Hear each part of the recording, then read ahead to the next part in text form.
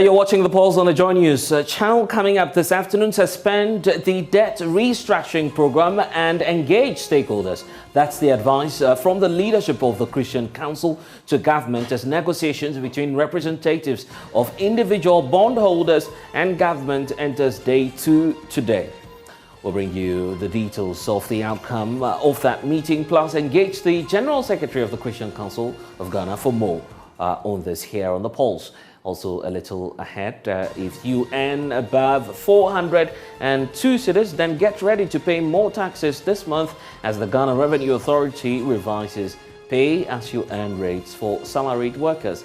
You have details there and a breakdown for you here on the polls.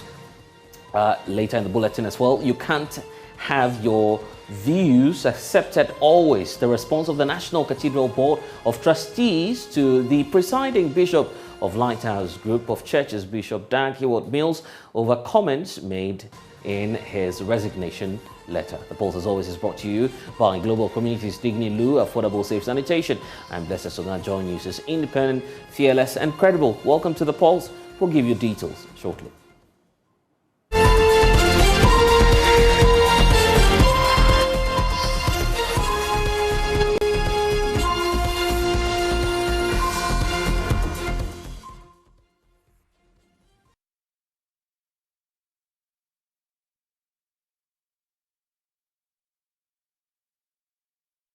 Well, this afternoon, Ghana has received its first consignment of petroleum products assured under the gold for oil deal. Governor of the Central Bank, Dr. Ernest Anderson, confirmed the 40,000 metric tons of petroleum product is currently in storage at BOST. Let's get more on this. Joining me now via Zoom is Stephen Opata. He's head of Financial Markets Department at the Bank of Ghana. Thank you, sir, for your time here on the Pulse. Well, how many metric tons of fuel has arrived into the country? Yes, we know 40,000, but there's a question as to whether or not that is indeed in our reserves. Hello, and thanks for having me, and hello to your cherished listeners. So 41,999 metric tons has been received so far. This amounts to about 20% of our monthly consumption of diesel. So it's quite significant. It's 20% of what we consume for diesel in a month. But then overall, how do you anticipate that this is going to impact the economy? Thank you. So let me begin by saying that our total consumption for petroleum products, that's petrol and diesel, is about 350,000 metric tons in a month. As I indicated, 41,000 metric tons have just been delivered. To the extent that we are able to procure this amount using gold, and the assumptions here or the strategy here is that we are able to buy this at some reduced premium. Thus, we are able to buy the petroleum products as reduced premium or even as a discount. To the extent that we are able to do this, we look at other cost-saving measures in the value chain, then we expect to be able to pass this on to the export prices. So that is how we would like to do this. That, first of all, we are able to negotiate better pricing because we have the goal to support the trade. And then secondly, we are able to reduce some of the costs in the value chain. If we are to do this, then one will expect that we are able to pass this to the export to benefit the end user. From the numbers that I've seen for the first shipment, I think we've seen about 10% cost savings relative to what the prices are right now. So if we're able to do more volumes of this, then definitely it should impact on the export prices. That's the first point I want to make. Secondly, because we'll be using this channel to procure oil, there will be less pressure on the economy for looking for foreign exchange to procure oil. As you know, currently, the Bank of Ghana has to organize bi-weekly auctions where it provides FS to BDCs to meet their anticipated monthly oil needs. If this program is successful, then that pressure that we have to give FS to the BDC auctions is reduced. As a matter of fact, because of this, we've reduced the volumes that we anticipate to do for the FS auctions this quarter. And then we can spend this FS in other areas that are equally needed in the economy. But then the question as to whether or not it's sustainable. Do we have enough gold in our reserves to sustain this deal? Okay, so let me, I think, clarify this. Yeah. We are not using gold in our reserves per se. Using gold that we are going to procure from licensed small-scale mines and community mines. Our projection is that we should be able to buy 160,000 ounces from this sector through the Precious Minerals Marketing Company. So if we're able to buy 160,000 ounces of gold per month, you are looking at about 1.92 million ounces of gold.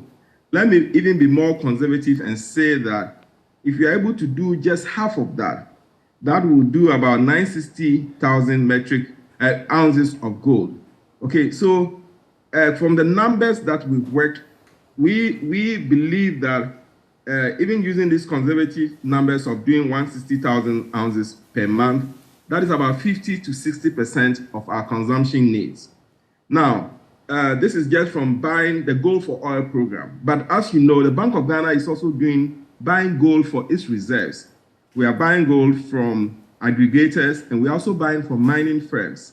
For 2023, we are projecting that we'll buy close to 620,000 ounces of gold through this channel. So one can argue that we can use, let's say, about 30,000 ounces to supplement what PMMC will be buying to sustain the program or to get the program going as required. Actually, if we add our 30,000 ounces from our reserves per month, that alone will be able to sustain 100% of our petrol and diesel needs of the country. How long will you go on with this? Well, it's a new program. Obviously, with a new program, you will see how it's going. You will evaluate it, measure your successes and where you have challenges. If it's a program that is going well and it's making sense economically, I think we should be able to continue this for a while. Let me say, and I've heard some of the critics of the program that this will rather put pressure on the exchange rate and so forth.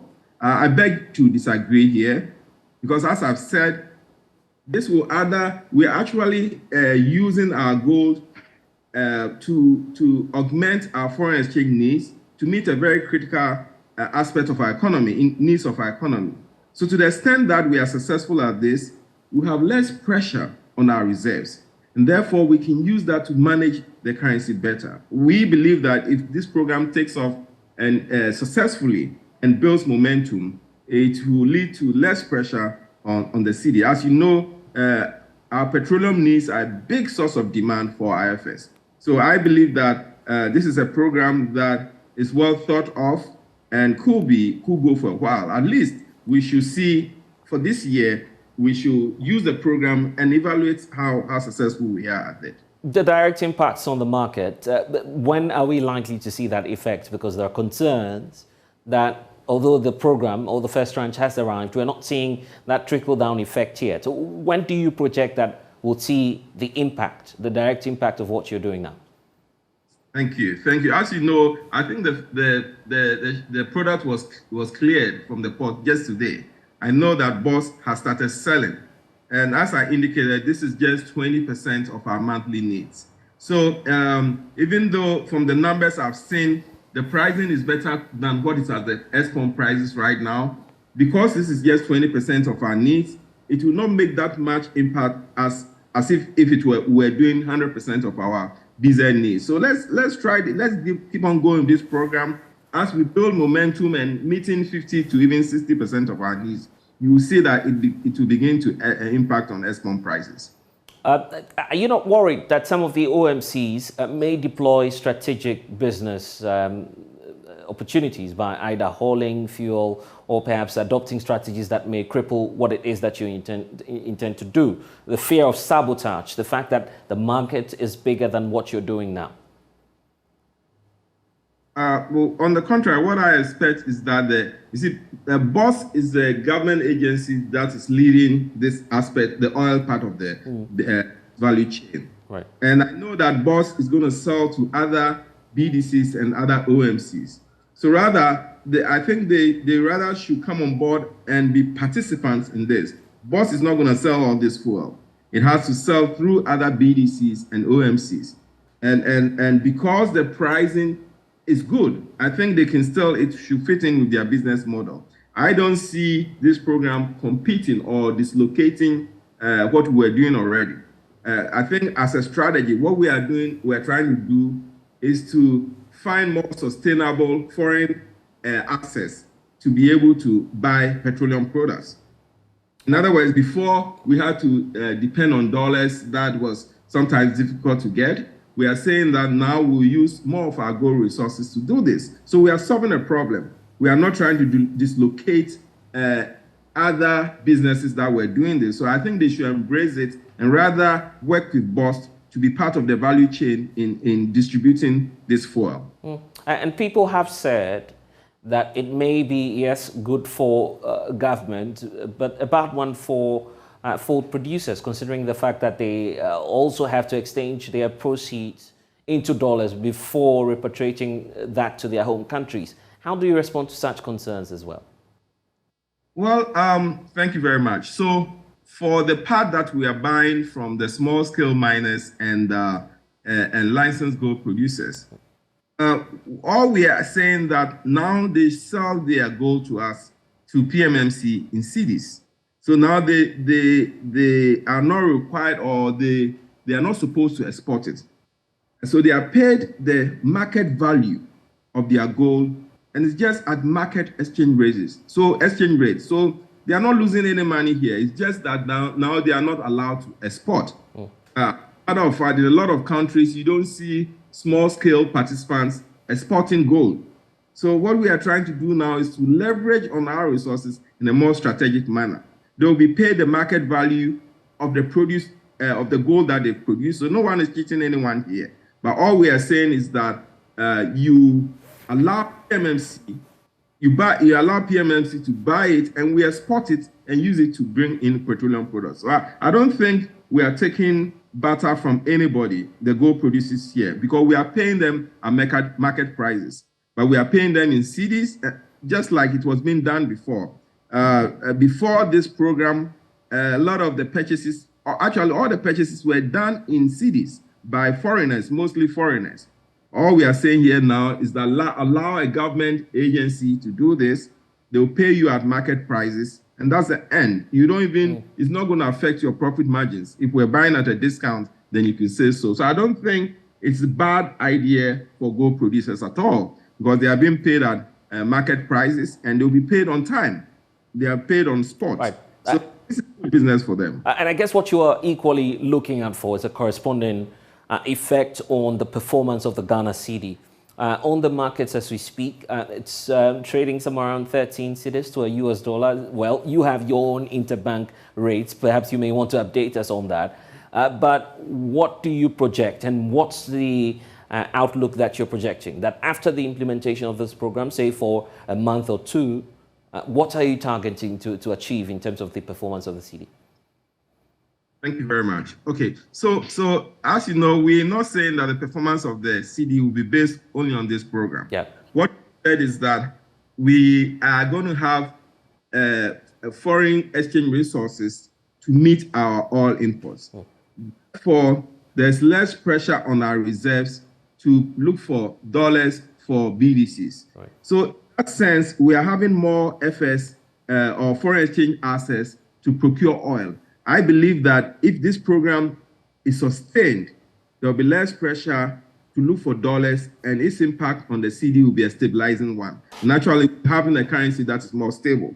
But let me be clear that this is not the only program government or we economic managers are looking at. As you know, we are doing this in the midst of other reforms.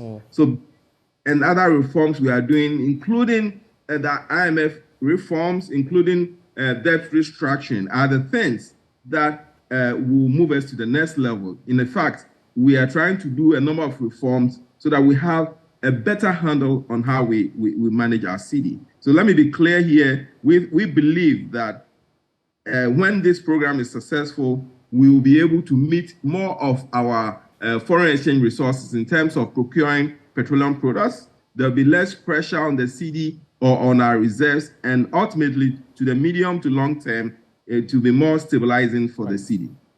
Concerns about stakeholder engagement. The Ghana Chamber of Mines earlier or late, it should be earlier this year, raising concerns about how they were not informed about this project. Initially, the feeling was that they were simply assisting you in shoring up your reserves. Now you'd have to do the gold for oil exchange, which they claim they are not aware of. How far have you gone in terms of engagement with critical stakeholders, the small-scale mining sector, the large-scale sector as well, especially some of these groups that represent them, the Ghana Chamber of Mines, looking at the concerns they are raising? Have you resolved all their concerns, ahead of running this program? Okay, so thank you very much. I think that we've had extensive engagement with the Chamber of Mines. If you recall, somewhere last year, I think around August or September, of course, led by the Office of the Economic Management team, we agreed on a collaboration with the Chamber of Mines where they agreed to sell us some quantity of refined gold at established refineries to help provide more resources for our reserves. That program has gone very well. It was a collaborative program. What we've sought to do, or I think the announcement that was made by the Honorable Minister of Lands and Resources, indicated that for this year, or they were supposed to sell us 20% of their gold exports. Right. So really, to clarify, this is not new. We have started that with them already, and we've had extensive collaboration. Maybe the 20% is what may be new to them, but we had actually agreed in principle that this year, the mining firms were going to sell about 600,000 ounces of gold to the Bank of Ghana. And this is not new. This is collaboration we started last year. We have, based upon some of the news that has come out, engaged them further. And we expect them to collaborate and be on board and agree to share the 600,000 ounces that the industry has indicated that they will sell to the Bank of Ghana. So I think there's been engagement, and we expect the collaboration to continue. I must thank the Chamber of Mines and the mining firms that delivered last year. As a matter of fact, last year our target was to do about 120,000 ounces. I'm happy to say that about 80,000 was achieved. The 40,000 we could not achieve was due to some documentation delays, but there's even commitment that they will do that. So we must really acknowledge the help that we are getting from the Chamber of Mines, and we expect that collaboration to continue. Any expectations from Ghanaians on how they could support you implement this program properly? Is there any expectations you have of the citizenry as well? Thank you.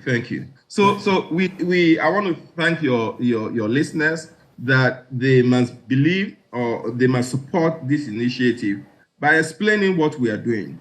What we are doing here is a new way of doing things. We're thinking outside the box to be able to have enough foreign exchange resources so that we can support our imports. But not only that, we are also using this program to build upon our reserves so that as a country we have more gold reserves. We expect that this year, if things go well, we should be able to add significant for our goal for reserves program. We're expecting that this year alone, we'll be able to add over $1 billion to our reserves from the gold that we'll buy from the aggregators and from the mining firms.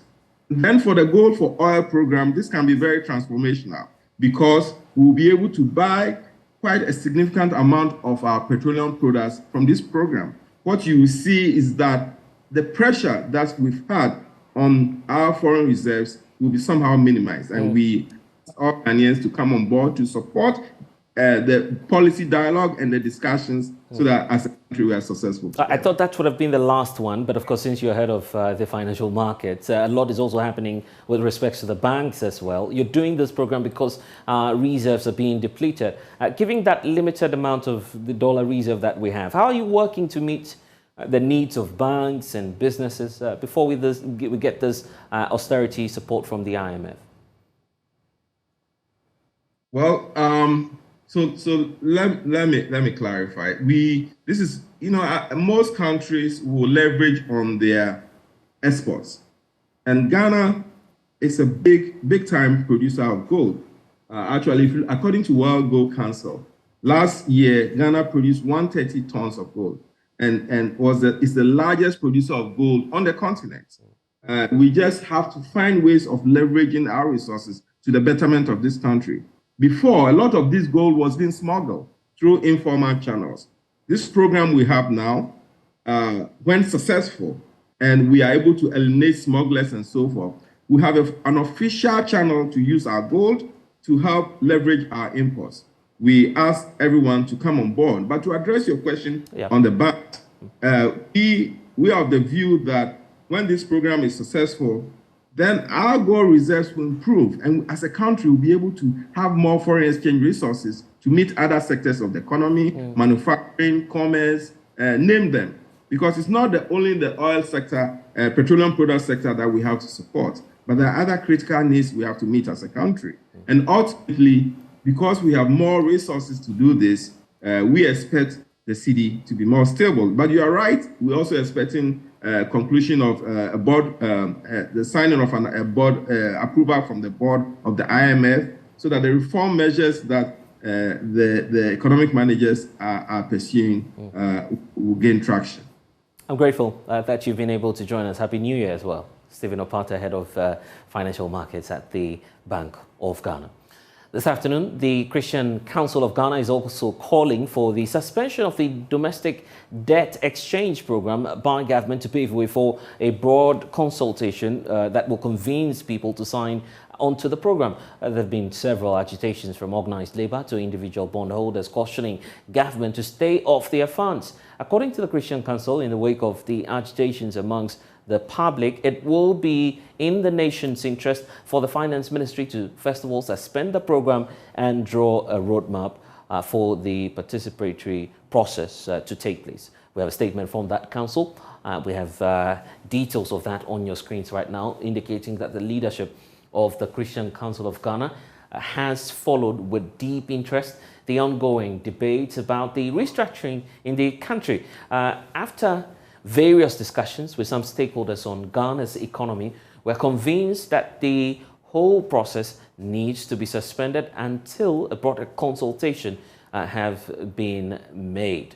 And it continues to indicate that as an advocacy group that speaks for the vulnerable in society, the Council has examined the concerns of the Individual Bondholders Association of Ghana, the Pensioner Bondholders Forum, our church members, and the general public, and have identified lapses in the debt restructuring program, a major one being the lack of consultation with affected individuals and institutions. So beyond that, with the current economic hardships in the country and the agitation among the general public, it is in the national interest for the finance ministry to suspend the 31st January deadline giving to individuals to sign onto the program, and rather propose a roadmap for a dialogue to make the process participatory such that the outcome would be accepted to all.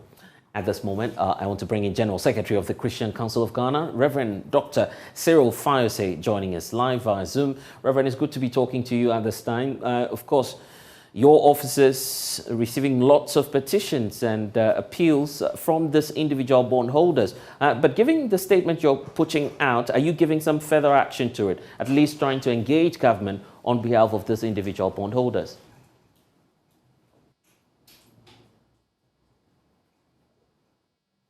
Reverend, we're having a challenge hearing you. If you could just unmute for us so we can get the point you're making.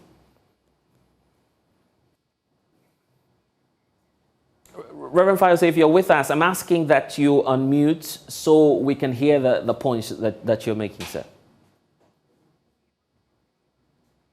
Definitely we'll reconnect with Reverend Cyril Fayose, but the individual... Yes, Reverend, unfortunately we couldn't hear you earlier on. I was just asking that you're mute, and now we can hear you. If you can hear me as well, I was just asking if you're going to give any further action to the statement. Yes, I can. I'm asking if you're going to, add any further actions to the statement you're putting out. For instance, say, engage the finance ministry on behalf of this individual bondholders. Do you intend to do anything like that?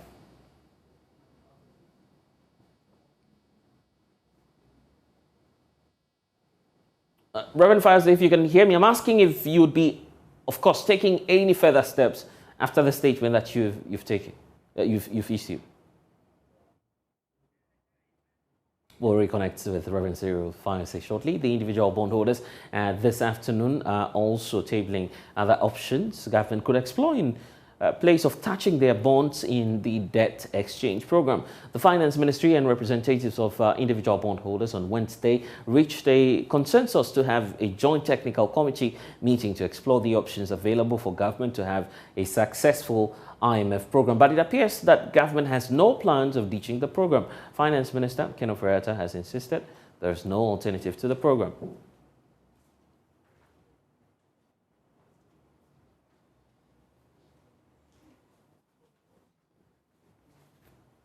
Okay, let's try one more time and see if we can connect to Reverend Cyril Fayose. Reverend, if you can hear me, welcome to the polls. I was asking if you're going to take any further actions just to back your statement that you have put out there.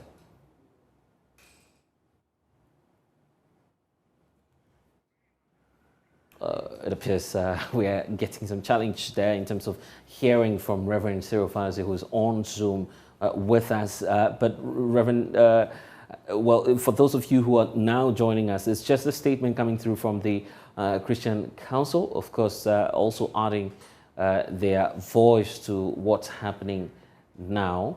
We'll definitely reconnect with Reverend Cyril Fayose shortly and get some more updates on that. You're watching The Pulse. We'll be back shortly.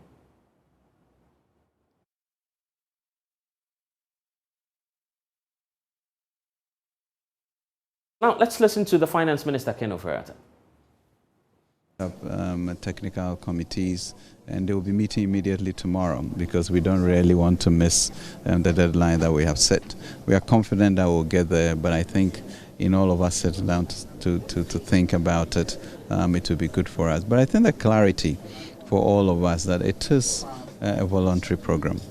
You know, we have anticipated maybe getting up to 80%, which will still put us within the parameter.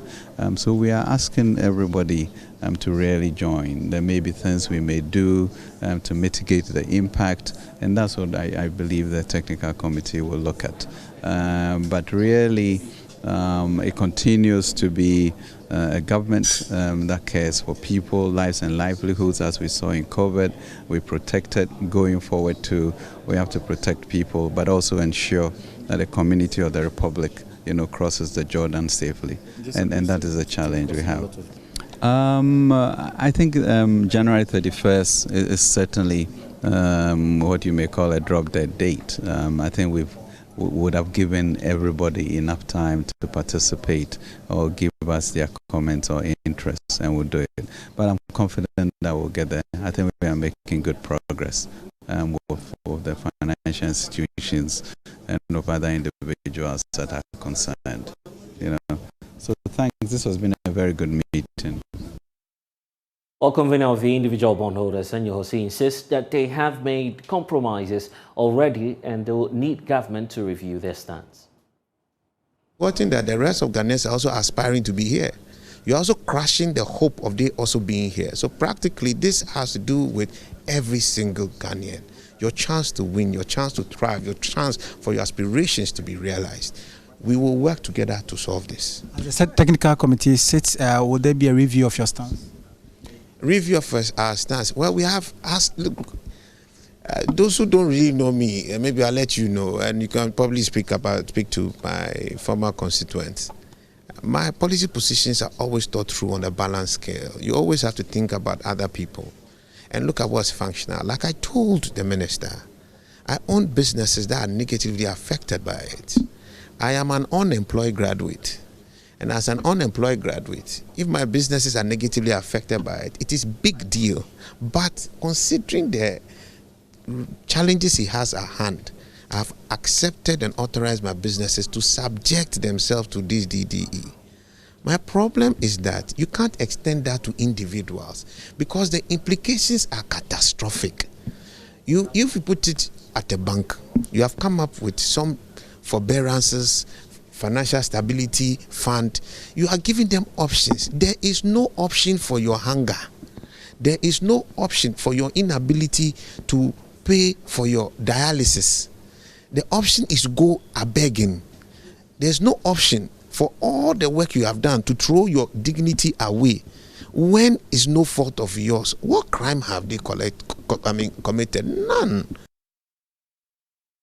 Fortunately, Reverend Cyril Fayose, who's the Christian Council of Ghana, the General Secretary, is joining us via Zoom. Fortunately, we have a proper and stable connection to him now. Reverend, good afternoon. Welcome to the Pulse. Earlier, I was just asking that, given the statement that you've put out, will there be any action in the coming days in terms of either engaging government further on the concerns of the individual bondholders?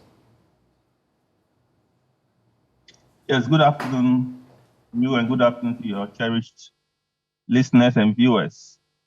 Yes, that is our intention. Our intention is that from here forward, we are going to engage the Ministry of Finance and the government as a whole to speak on behalf of the hurting and voiceless vulnerable persons in society.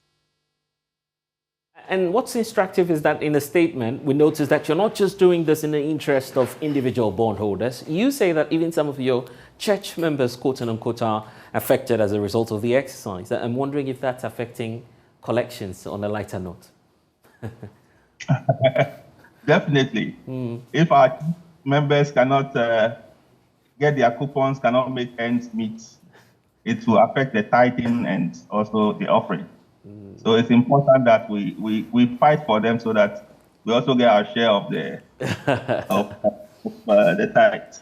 Definitely, but in all of this, you are asking for a total review of the debt exchange program. I'm wondering if you have any alternatives in mind as the Christian Council. Are there some areas that you'd want government to explore, to look at?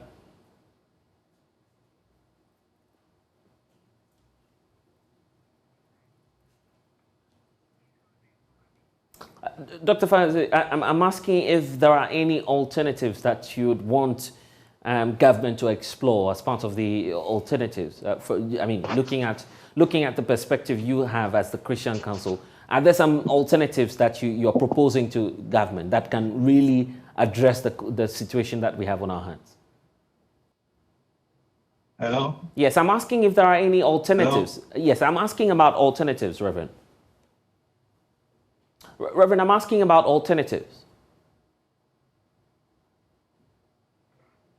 Well, my colleague Richard Kojunyako has been monitoring proposals being made by the individual bondholders, just as you heard it from the Christian Council as well. They're also raising some concerns about this. And the individual bondholders yesterday, Richard, held a meeting. You were there at the Ministry of Finance. And the next step, of course, will be the technical committee stage. But even before that, they have an analysis on how government can find an alternative. What are some of the options that are being explored now? Yesterday they made it a point that government should not touch their individual bonds, and they feel that without touching theirs, without touching the funds of the pensioners, government could still go ahead and implement the program. And so they have some proposals. They say that there have been some increases in the several states institutions, and so from the increasing SOEs from 87 to 177, they feel that there should be a cut. So if government scraps up some of the state institutions, right, because the funding will also be cut and we could save some kind of revenue. So they want some sort of rationalization as they are asking for. But Reverend Fayose is with us. Reverend, alternatives is what we are asking about. Do you have alternatives as the Christian Council? Hello? Yes, Reverend Fayose, I'm asking if you have alternatives as the Christian Council. Not exactly. We are still engaging with the technical people, the experts, to advise us. But one of the things we are really asking for is some broader consultation with all stakeholders. The other thing with the whole DDEP thing is the fact that it affects only a segment of the population. We understand the whole concept of burden sharing, but the burden sharing should be done across board. These are my own.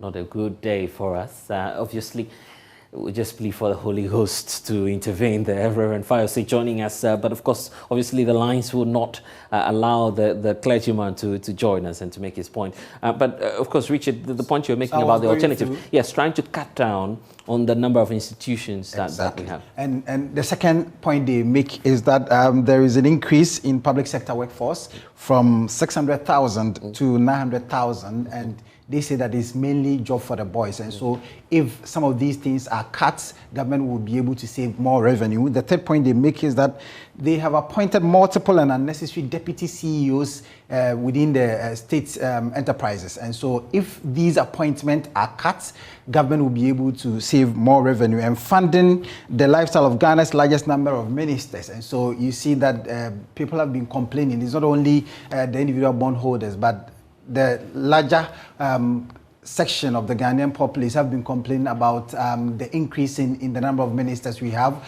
We had occasion where we had 2 deputies in some of the ministries, and so they want that one to also be dealt with. They say that with more debt, more debt will also come some increases in financing them and all of that. And then secondly, the last point they make is the flagship programs of government. They want government to look through the flagship programs that they do have.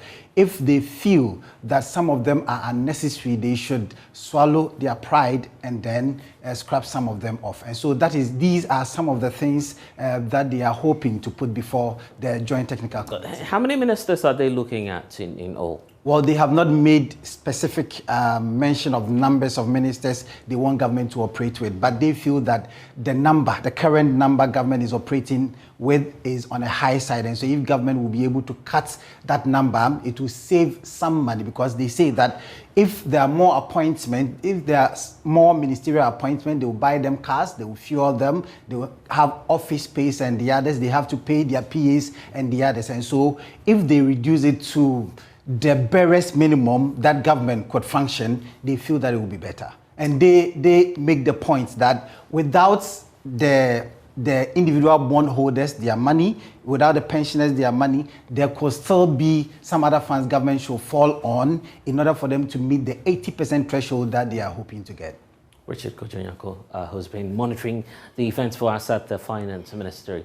Let's reconnect with Reverend Cyril Fayose. This time around on phone. Reverend, you were just talking about the alternatives, the fact that you're still looking forward to broader engagements and consultations. So where would you want us to start from as a nation? Yeah, well, there have been a number of suggestions out there. We have not endorsed as a council any one of them, but I think they are worth looking at. One is to cut expenditure generally.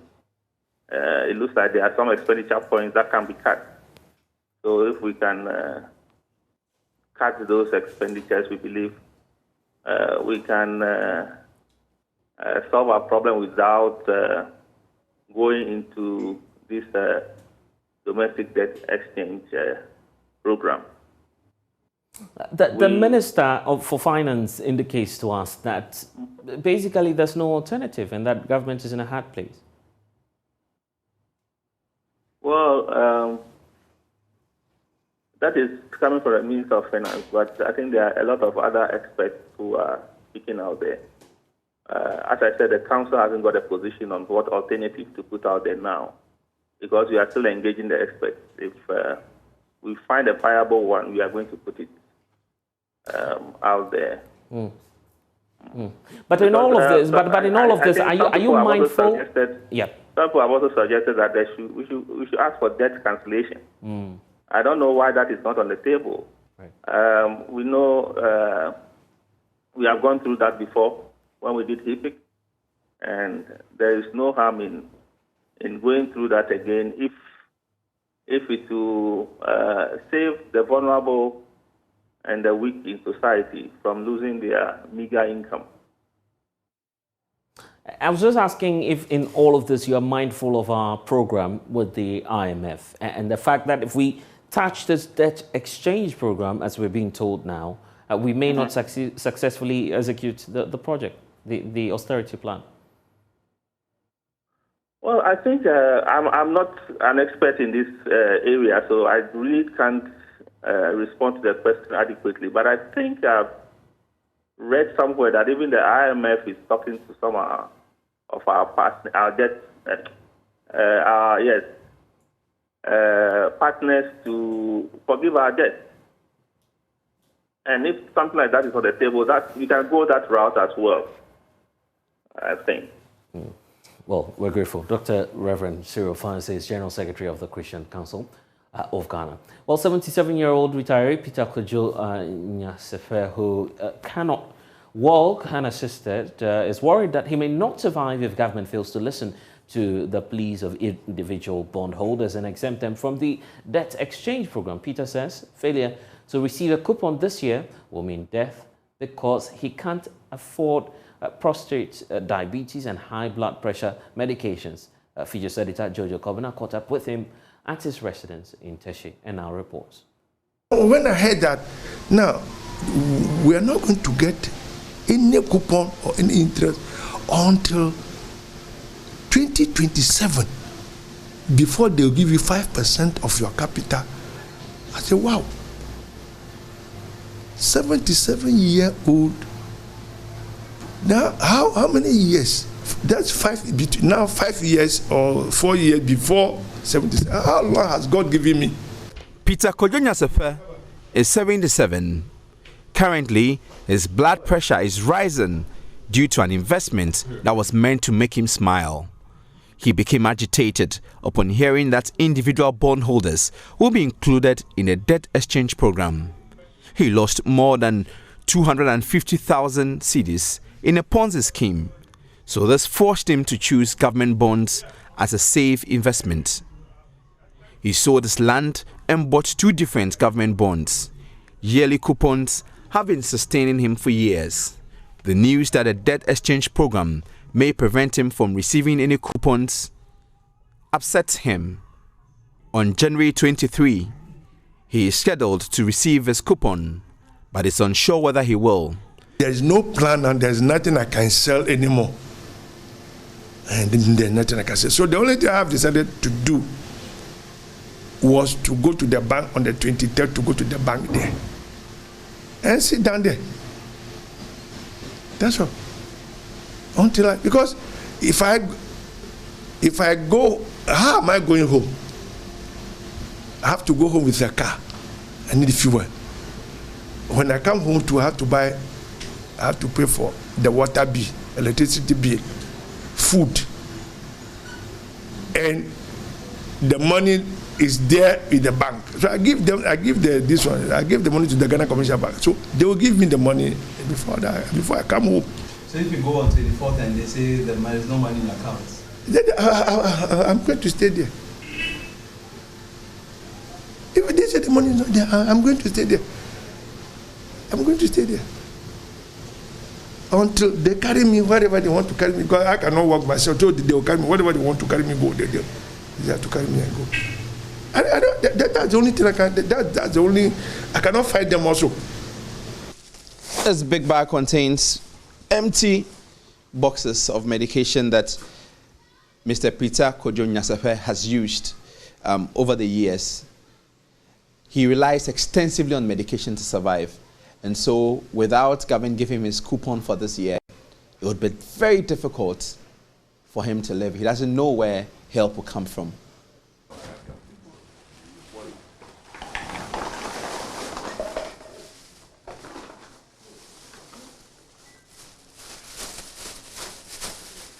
He wants the government to know that he has no extra funding to survive as 2 of his children still live with him. He plans to use the money from his investment to reinforce his weak fence before the rains set in. All these plans will have to be on hold if government fails to listen. When people tell me that it will be okay, how is it going to be okay? Upon what direction, or upon what structures, upon what foundation, upon what hope is it going to be? When the news came, I cannot sleep. So that this is coming. It's only this. My wife is telling me it's cool down. You cannot die. Immediately you want to dose. Then you remember that you have to buy. You are watching your meter. This will go off. You are thinking your meter will go off. So you have to go. You have to go and buy the prepaid. And then you not sleep. Peter is just one of many individual bondholders who rely on bond investment to survive. They are pleading with government to exempt them. If I take the money, it's rather I use the money for something which I can either make blocks or bricks or buy something. With some individual bondholders threatening never to invest in government bonds if they retrieve their money, the government must be intentional and delicate about how the situation is handled. Jojo Kobna, JoyNews. I'm sure you're wondering how he would survive if that program goes through, but we're still monitoring that. You're watching The Pulse. When we return, we'll talk about some more issues. Please stay. We'll be back shortly.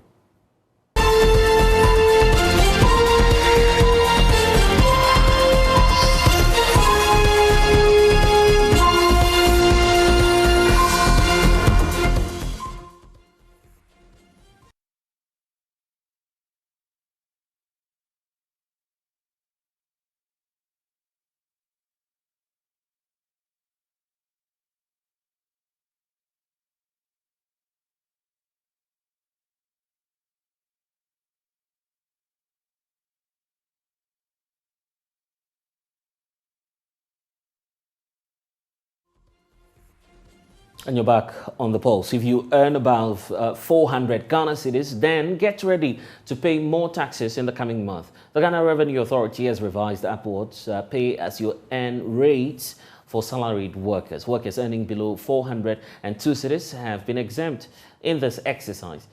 Data analyst with JoyNews Research Desk, Isaac Ofieje, is joining us with the latest detail on this latest figures released by the Ghana Revenue Authority. Isaac, where do we start off from? Isaac, we are unable to hear you now. Just like you said, this is a pay-as-you-earn tax, and so it's a progressive tax. It simply means that the more you earn, the more you pay. And so the Ghana Revenue Authority, they revised this tax handle, and it simply means that if you fall within a certain bracket of income, you pay a certain tax rate. It is not a fixed rate throughout.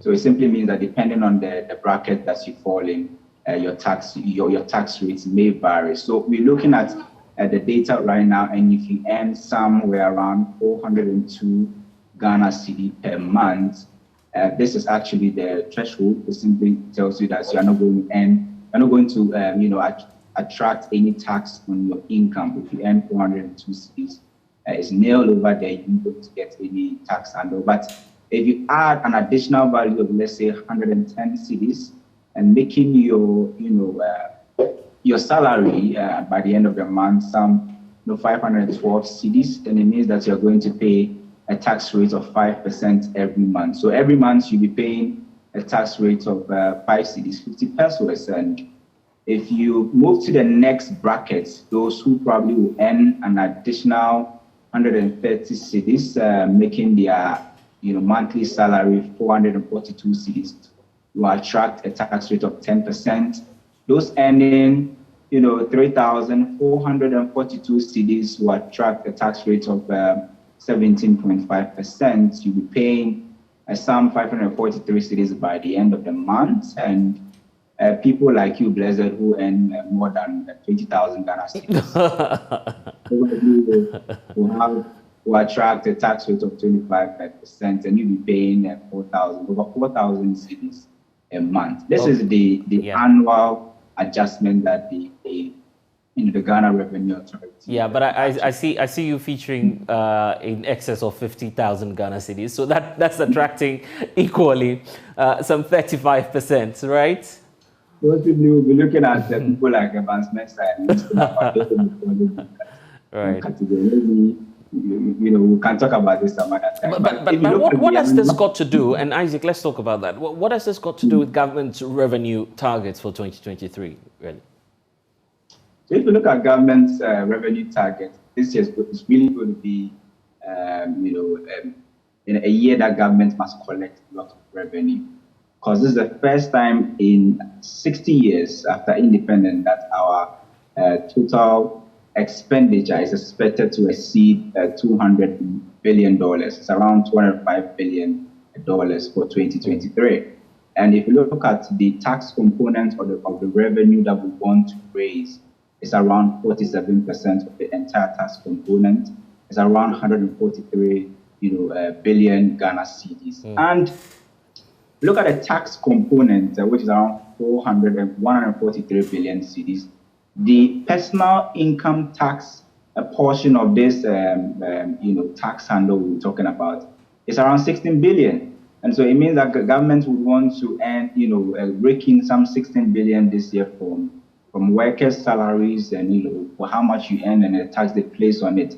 If you compare the 16 billion to what government projected to earn last year, which is 2022, it was around 12.5 billion cedis. So if you do the math, the government will want to raise or increase their revenue from personal income tax or personal tax by some 35%. And if you look at the data, government will really go heavy on revenue generation this year.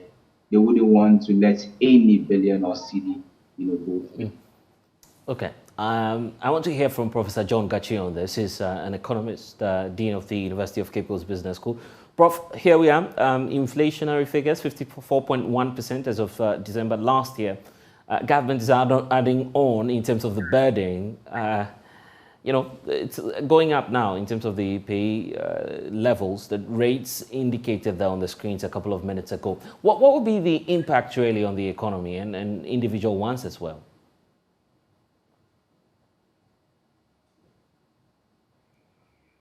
Prof, we are unable to hear you. If you could just unmute so we can get the point you're making.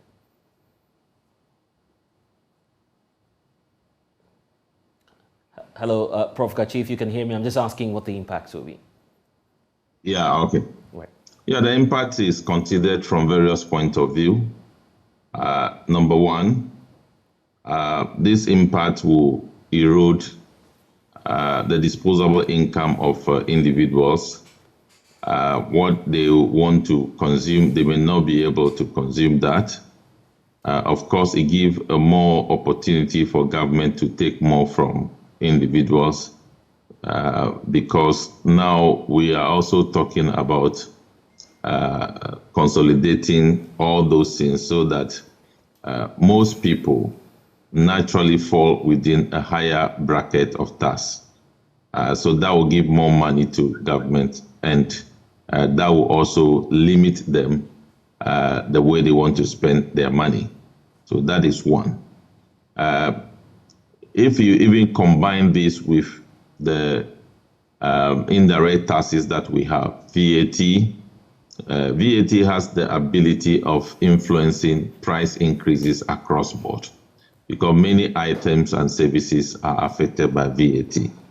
And that for the first quarter, one can project that it can surely increase the rate of inflation as we have now, around 54%. That is expected to inch up a little bit because of inflation. And again, the taxes have pass-through effect. The pass-through effect will cascade or will permeate through the system for about 2-3 months before we forget about its effect. So generally, that is what it means. And it also means that for business people, the cost of their businesses will go up significantly, and that will also affect pricing, as I indicated earlier on inflation. So these are the broad effects on the individual and on businesses and on purchasing power. Right. And generally, what you also see is an attempt by government to shore up its revenue measures. Well, that is not strange because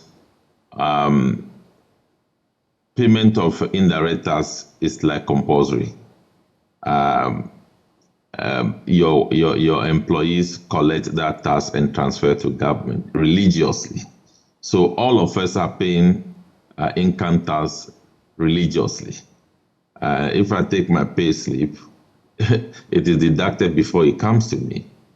So government is sure of collecting that money. And that is what it has been for all these years. So it's not strange that we are seeing that this year. There's a new wave coming up, and I just want you to listen to this new demand coming through because more than 24 aid and campaign groups on Wednesday called on international creditors to cancel a large portion of Ghana's debts as we're struggling now to contend with an economic crisis. Of course, the government, as we know it, was asked to restructure its bilateral debt under the G20 Common Framework Platform earlier this month after announcing it will default on most of its external debts at the end of last year. But now there's a new wave asking that we waive or cancel our debts. I'll take your thoughts on that, but I just want you to listen carefully to the analysis from this group, and I'll get your views on that, Prof.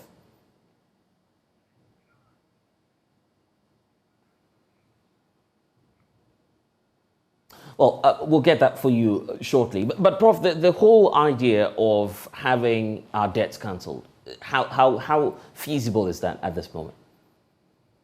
Well, debts have been cancelled over the years when certain conditions are present.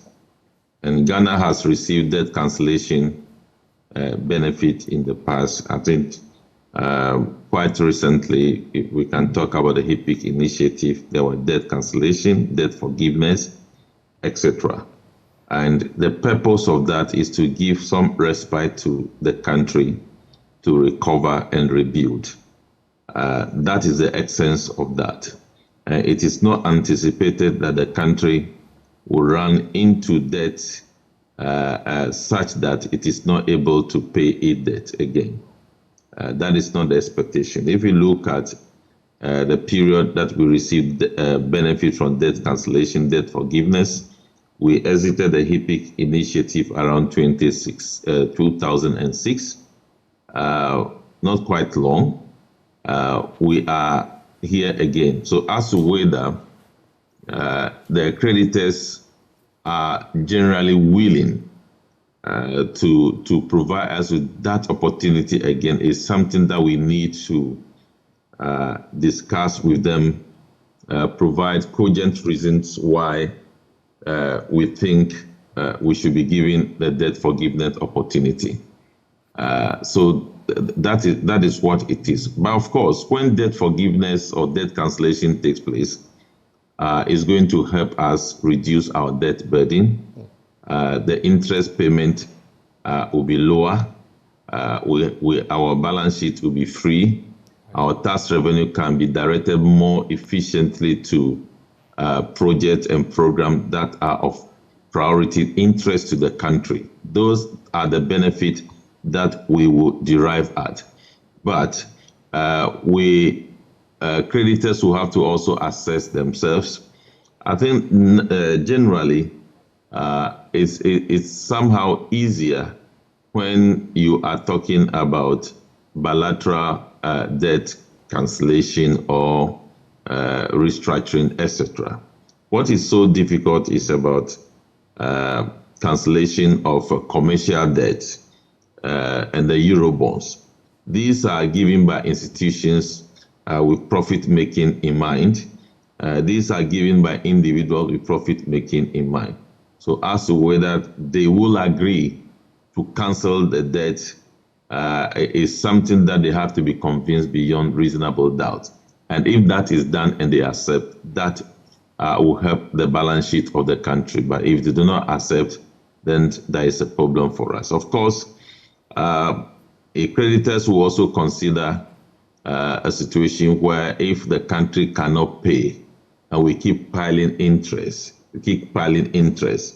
it's as if we are doing something that is not reasonable. So there will be a point where creditors will come to that terms to agree that they want to forgive maybe a certain portion of the debt and leave a certain debt, or they will restructure the debt all along to shift maturity of the debt forward and repayment forward.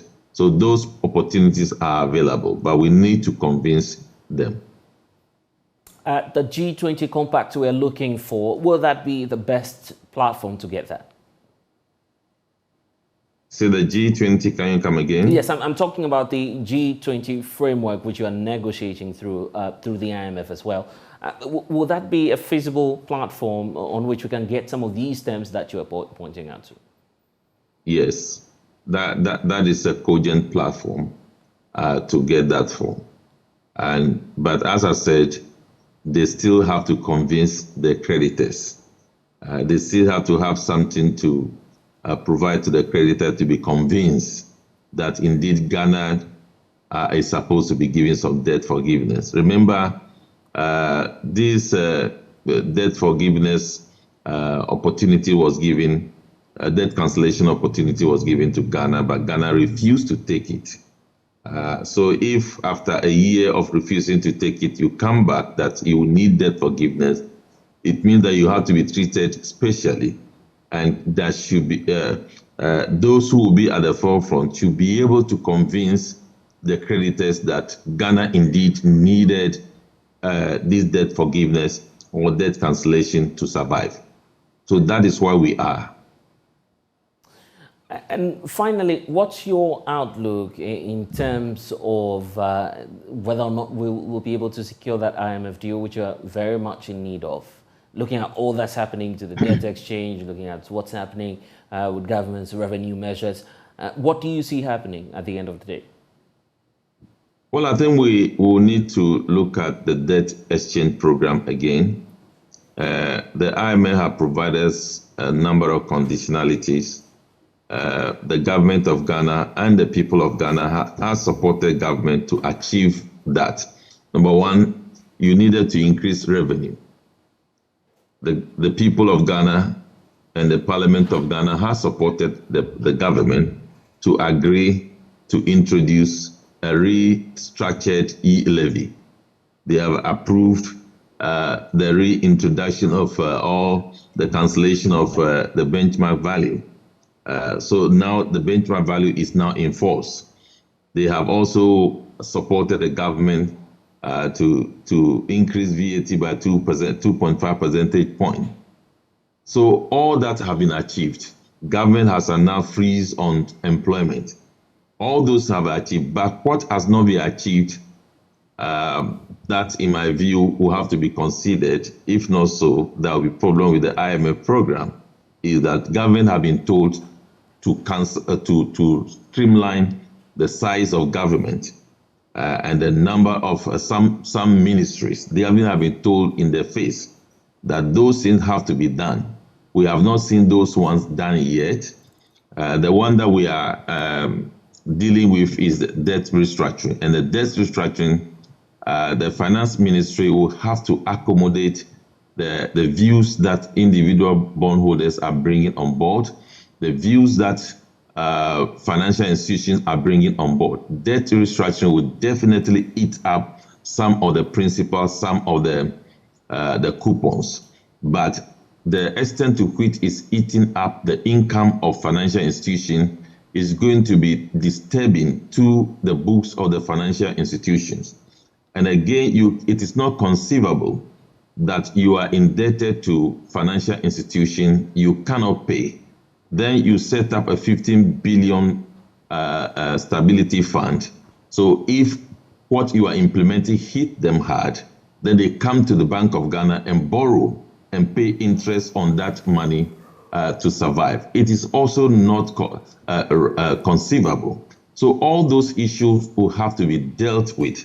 If not so, we may implement the program and collapse the financial sector. The same way, as you have shown on your program a few minutes ago, you saw the individual bondholder, you saw what he was going through. We cannot implement we cannot implement a debt exchange program in that manner. So all those things will have to be brought on board. Definitely 2023 ought not to have zero coupon. There should be something on the table. As to whether it's going to be 2.5 or 5%, I don't know. The negotiation with the individual bondholders will bring that out. So definitely there is a lot that ought to be done in order to bring a closure to this matter. And again, the principle should be that we shouldn't engage in debt restructuring that will perpetually kill people's interest in government instruments. We shouldn't engage in debt restructuring that will kill some individuals, affect their livelihood negatively and collapse their private businesses. We shouldn't do debt restructuring in that manner. The debt restructuring should have in mind securing the interests of people in government instruments and attempting to resolve the problem of debt burden for the country. Well, we'll see what government will do about this. Professor John Gachi, grateful for your time. The Board of Trustees for the controversial National Cathedral project has responded to the presiding bishop of the Lighthouse Group of Churches, Bishop Dag Heward-Mills, over comments made in his resignation letter. According to the board, the respected preacher and all other members of the trusteeship should appreciate that they will not always have their ways in decision-making. The bishop, in his resignation letter, indicated that even though he was a trustee and attended all meetings until his resignation, he was not involved or privy to discussions and other financial and technical arrangements concerning the project. Here are excerpts on your screens now in terms of the response from the National Cathedral of Ghana.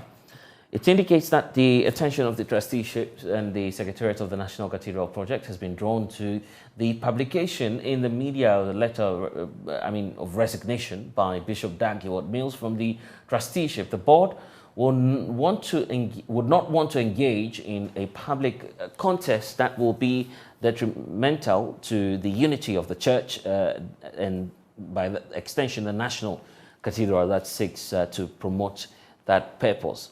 And beyond that, a number of issues raised in a letter have already been clarified during a visit to the office of Bishop Dag Heward-Mills by a delegation led by the chairperson of the Board of Trustees, Apostle Opoku Onyina, on August 23, 2022, as well as a letter dated October 15, 2022, acknowledging the letter of resignation.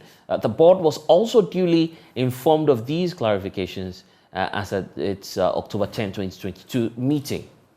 So, however, for the sake of public education, some issues would have to be clarified, as the National Cathedral is indicating. That first of all, the National Cathedral is a partnership between the state and the church, and the roles of the state have been clearly specified in the partnership. Appointment of the architect, the land, the secretariat, and the seed money for the preparatory phase of this project. Then there is the other aspect, the architect, the land, the site, and also the site for the National Cathedral had already been selected by the president before the appointment of the trustees by the president. All trustees were aware of some of these factors pre-existing before the appointment of the trustees. So the selection of the contractors, of course rebarred, for the project was through a rigorous international procurement process supervised by the lead consultant, whose contract included the selection of contractors for approval by the Board of Trustees. And also, there is a point indicating that the costing for the project and the selection of the contractors for the project were led by the project's lead consultant, as well as the technical committee officially commissioned by the Board of Trustees, including seasoned Ghanaian professionals in the building and construction industry. So these are some of the issues being pointed out by the Secretariat. But also on some other issues this afternoon as well, we are knowing and learning of a shocking revelation by the Ghana Police Service at the Public Accounts Committee seating. The Inspector General of Police, that's Dr. George Akufo-Dampare, disclosed that one of the officers at the center of the missing 190,000 CFA cannot be found. According to the 2020 Auditor General's report, the Takwa Division of the Criminal Investigations Department did not account for some $81,000 and 40,000 francs they retrieved from suspects as exhibits. Now, clarifying the matter at the Public Accounts Committee this afternoon, the IGP revealed that the currencies were fake. Not only were they amounts underdeclared, one of its officers responsible has resigned and cannot be found for prosecution. Of foreign currencies, some dominated in dollars, others dominated in CFA francs. And when they analyzed it instantly, with their instinct, they thought that there was something wrong with the currencies. It couldn't be genuine. So they picked them up and took them through the process of investigations. And as a result, those values, the US dollars and the CFA funds, were sent to the CID headquarters, and the right people to take a second look at the document, at the money, to indicate whether it's genuine or not, are the countries where these currencies are used. So the US dollars were sent through the US Embassy to the authorities in America to help us out. And we followed up as at July last year with a report asking them to give us information on it. And since then, nothing has come. And we followed up even this morning again with a phone call from Interpol, pleading with them that it is going to be a subject of discussion at the Public Accounts Committee. And they have assured us that they will get back to us on that matter. That is for the US dollars. Honorable Chair, on the issue of the CFA funds, the matter was that initially the arresting officers in their initial count realized that it was 40,000 CFA francs. But in the course of the investigation, that was what was documented initially for the auditors to be privy to. But the police on their own, in the course of the investigation, realized that it was more than the 40,000. It was 190,000. So that 190,000 was brought from Takwa to the CID headquarters, and through the Ministry of Foreign Affairs, it was sent to Cote d'Ivoire, the authorities, for them to authenticate it for us as to its genuineness or otherwise. And that was done, and the results with the accompanying appendix indicate that they were all faked. And this, when they was returned, it was sent back to the team at Takwa from the CID headquarters. Honorable Chair, there has been confusion as to who actually received it and the whereabouts of the money. And when it came to our attention, we have looked at the matter and identified 3 police officers who are involved in the matter. Unfortunately, one of them has resigned from the service, and we are making an effort to look for him and for him to be held accountable. The other 2, one of them is still within the Western region, Takwa Enclave, and the other one in the Ahafo region. All have been interdicted, and the matter has been referred to the Police Professional Standard Bureau to conduct investigation and for us to know the whereabouts of the fake 190,000 CFA francs, and anybody found culpable there was in accordance with law. So, Honorable Chair, that's where we are on the matter. I thank you very much. Okay, thank you. At least something has been done. People have been interdicted. But then I'm asking, the US dollars, this has been since 2016. Honorable Chair, I think you are, not that I think, I'm sorry, you are right. And I'm equally embarrassed by that, because I think that some of these matters, we shouldn't allow them to be lingering on for that long. So we'll keep engaging the authorities for them to give us the feedback. And we also have working with my colleagues to find out even the status of the rare case in terms of its prosecution to ensure that we bring closure to the matter.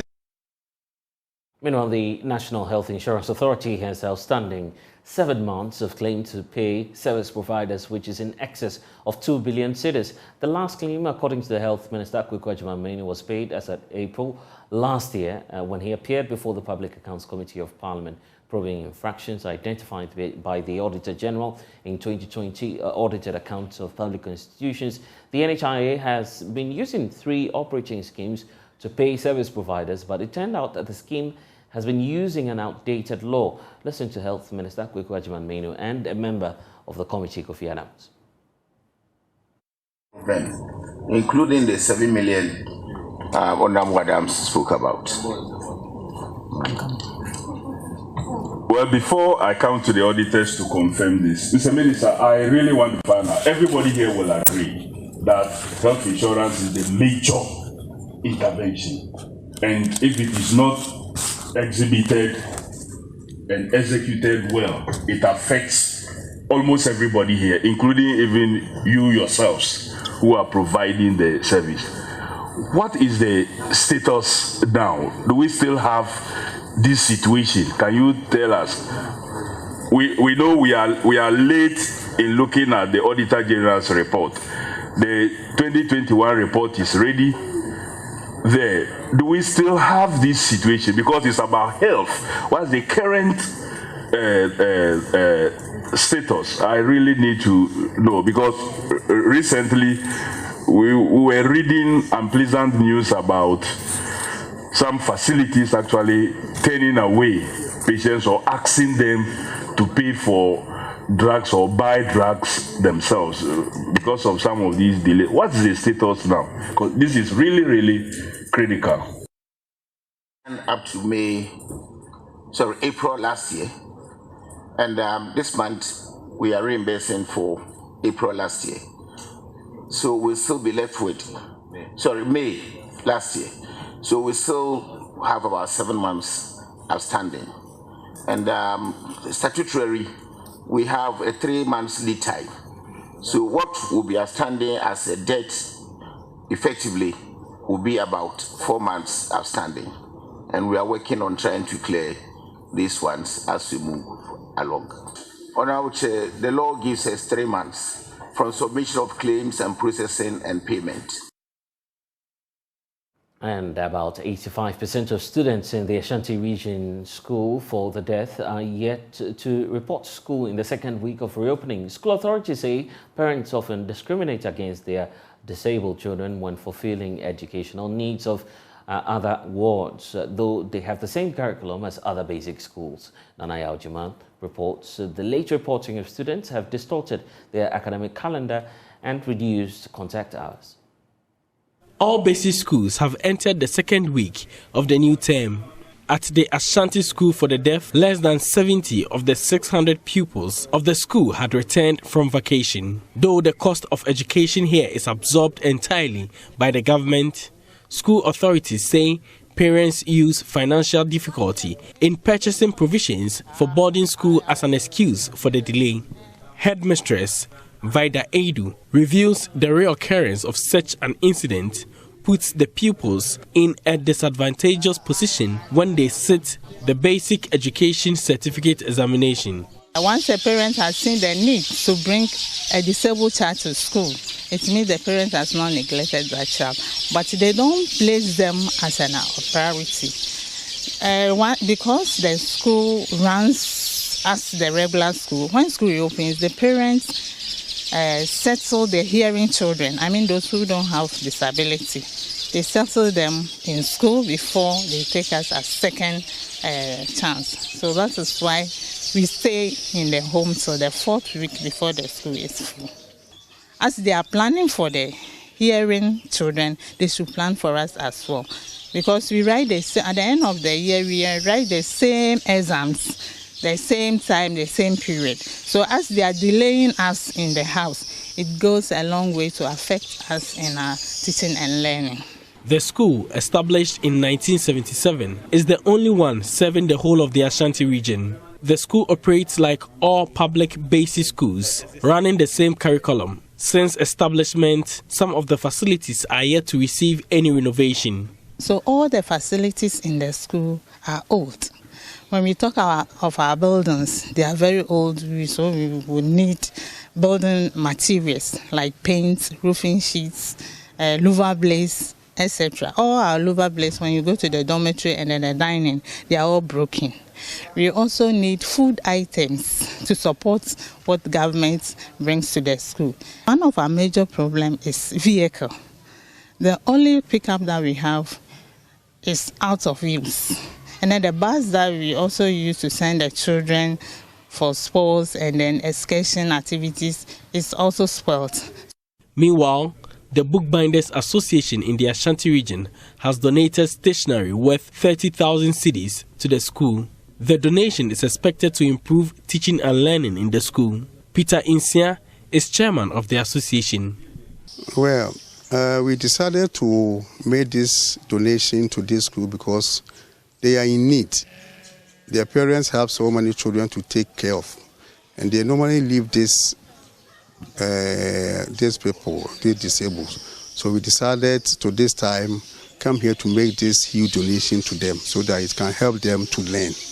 Even though the government is doing its best, it's not enough. So they need so many things like. For JoyNews, Nanaya Ojima, Kumasi.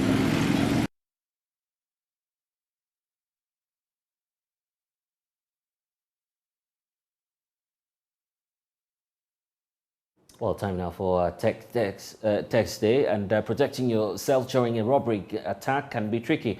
Even if you are holding a firearm, there's a likelihood that there'll be casualties during a shootout. Fortunately, Ghanaian engineer Emmanuel Reku Brobe has developed a security robot which can remotely launch a gun attack. LoveFM's Kwesi Deborah has more for Text Day today. 4-feet robot made from plastic waste is equipped with a surveillance camera, LED light and a gun. The innovation, called Robot Sniper, has an attempt to ward off the intruder. Mr. Reku Brobe believes his innovation will be crucial for the security services and security-conscious individuals. To the engine aspect, this is a normal motor that I'm using to control the movement. And then I move to the back here. It's a chargeable system. I charge through solar. And then the other mechanism, when I operate, you see how they change and all that as to how I want it to operate. Actually, I decided to build this particular one to support our security agencies. Sometimes they have to face the risk of standing right in front of bullets, because if you take bank, for instance, the first target will be the security personnel who is there. So it's to help you to hide yourself, actually, and let the system do the monitoring for you. If you sense danger, an alarm will be first sent to the one who wants to break. If he refuses, then the firing continues by way of using the remote, and it can go up and down to actually capture the focus that you want to have your target. Reporter for JoyNews, Kwesi Deborah.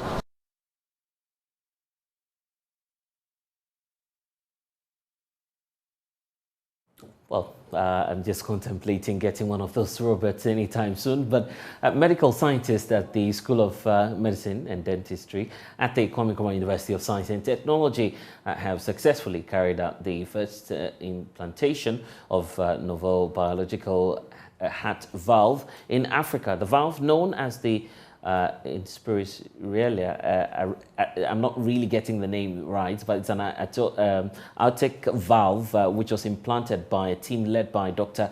Isaac Ochiri from the Department of Surgery. JoyNews' medical correspondent, Dr. Netta Basram, has more in this report. Inspiris Resilia aortic valve is a 3-leaflet valve which has been designed to be resilient. And do you know what? It's made from cow heart tissue.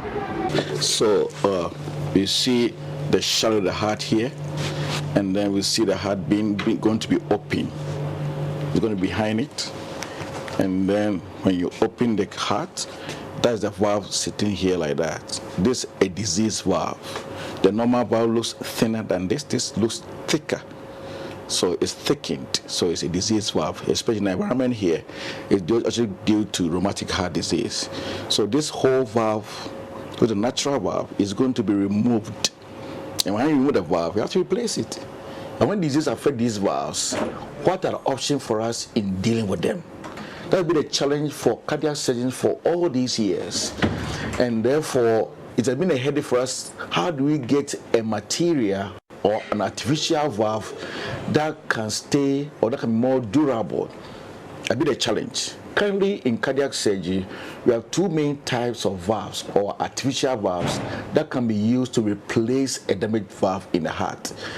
One is a metal, we call it the mechanical valve. The other one is a tissue valve or an animal valve, which are gotten from the valves, gotten from animals like cows and pigs and the rest.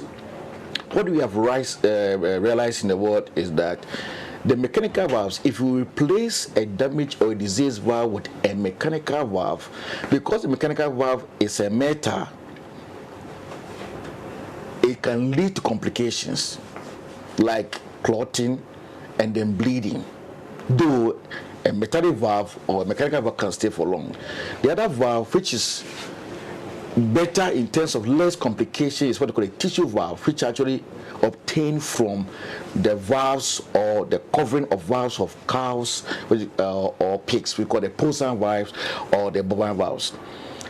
But the issue is that if you replace a disease valve in a human being with the tissue valves, which are obtained or manufactured from animals like cows and pigs, as I said, they deteriorate or they get destroyed very early, especially in young people and in Africans. That's what I've been realized. You know, in Africa, we have a young population. You know, most of our patients here are in their 40s and their 50s or in their 30s. And therefore, if you put these tissue valves, which are the animal valves, we put them or implant them in young people in Africans, it's realized that they deteriorate very, very fast because what they call calcium deposition in the valve get destroyed. So it's been a headache for the whole world how you can get a valve that can stay for long, especially in Africans and also especially in young people. And research has gone on.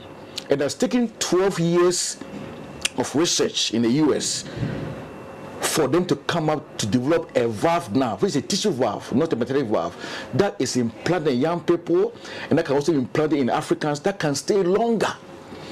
This valve, which is called resilient valve, was actually, it took 2 years for it to develop that valve in the US. It got FDA approval in 2017, and the first implantation started in 2019. We were fortunate in Kumasi, in Ghana, in Africa, to have the opportunity to have a donation for the electronics from the US, who donated one of these valves to us. In fact, the price of it is right now is almost $9,000. For that valve. They donated for us to try to implant it in Africa. In 2019, we were fortunate we had some partners from the UK who came and they donated one to us, and I implanted that valve in an elderly man who was 57-year-old with a very bad disease, aortic valve.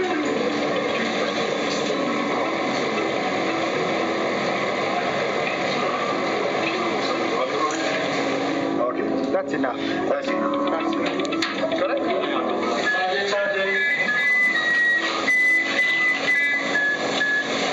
A particle valve, and we use the tissue valve here because it's a special one that can stay for long, and the patient need not be on the blood thinner drug, which is the warfarin.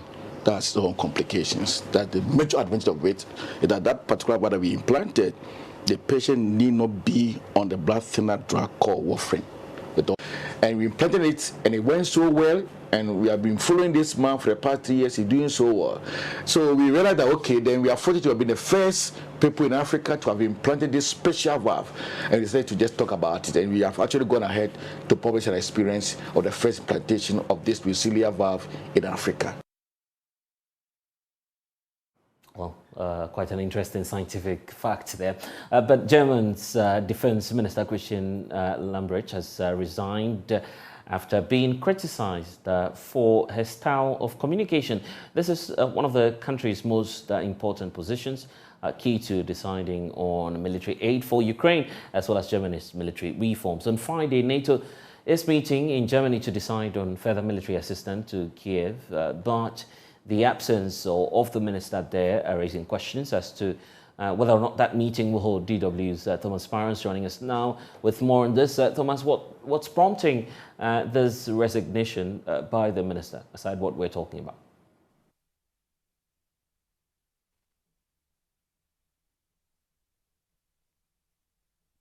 Essentially, Christine Lambrecht, the Minister of Defense, before she resigned, she had been strongly criticized here in Germany for her style of communication, but also by certain mistakes that had led members of the opposition here in Germany, also politicians close to the government, to question her leadership. And also, by the way, by some of Germany's allies that had questioned Germany's commitment towards Ukraine at this very important time. Christine Lambrecht had been criticized for a long time for Germany's support towards Ukraine, and in one of her latest mistakes, she also presented a video on New Year's Eve with fireworks behind her talking about the war in Ukraine, which prompted a lot of criticism here, but also many questions in the German media as to whether it was maybe time for Olaf Scholz, the German Chancellor, to let Lambrecht go. Lambrecht herself resigned this week, at the beginning of this week, stressing that the media attention on her own person actually didn't allow her to talk on a very objective way about the military in Germany and the current objectives that the military is going through.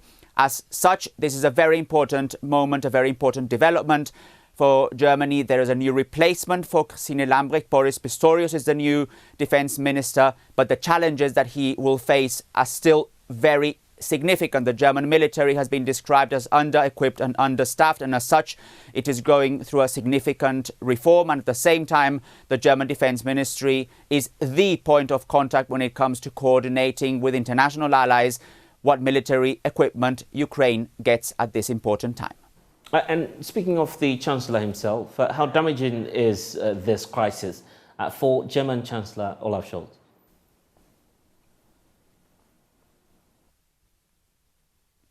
It is certainly damaging, not only because Lambrecht and Scholz were seen as very close politicians, but also because it is putting a lot of questions on Scholz's capacity to really put a person in that position who can be important enough to carry out these issues that I've been mentioning. So how to coordinate with allies the assistance that Ukraine needs when it comes to military equipment, how to carry out these very big reforms in the German Bundeswehr, which is military that is seen as understaffed and under-equipped. So it is certainly a very important, very sensitive moment for Chancellor Scholz, and he will now have to demonstrate with Christine Lambrecht's replacement, with Boris Pistorius, that the German defense minister is no longer one of the government's weakest points, but that it can really perform at a very important time for the country.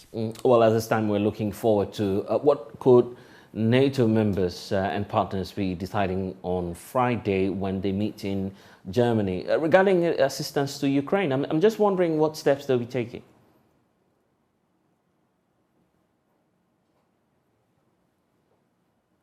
That meeting on Friday in the German airbase of Ramstein with NATO partners and NATO allies will focus on the next stage of military support for Ukraine, in particular the delivery of tanks.